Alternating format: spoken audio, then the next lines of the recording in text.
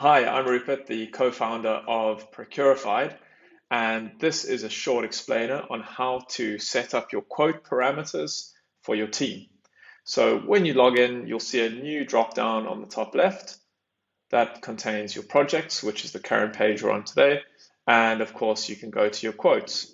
So in order to set up the parameters first, you need to go into your profile. And one thing you want to do is upload your logo. So I'm going to take my logo and I'm going to drag it across. There we go. So you can, obviously that will be your own company logo that you put in there. And you are still able to edit any of these settings. Your currency is very important. That's the currency you work in. But over here, you'll see you've got some parameters like your default markup. Now you may work on, let's say, a 50% markup. That will give you your default GP. Now you can also do a target GP if you like. But for our sea freight, let's say that is 5% for argument.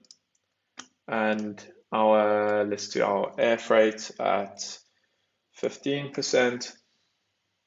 Default duties, maybe those are 20.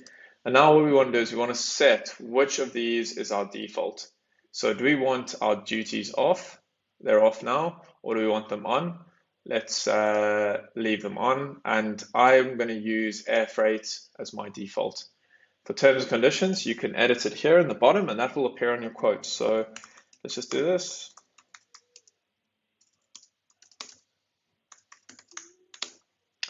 Cool. And that is it. That's as simple as setting up your quote parameters. Now we're able to just navigate to the quote, and I'll show you that in the next explainer.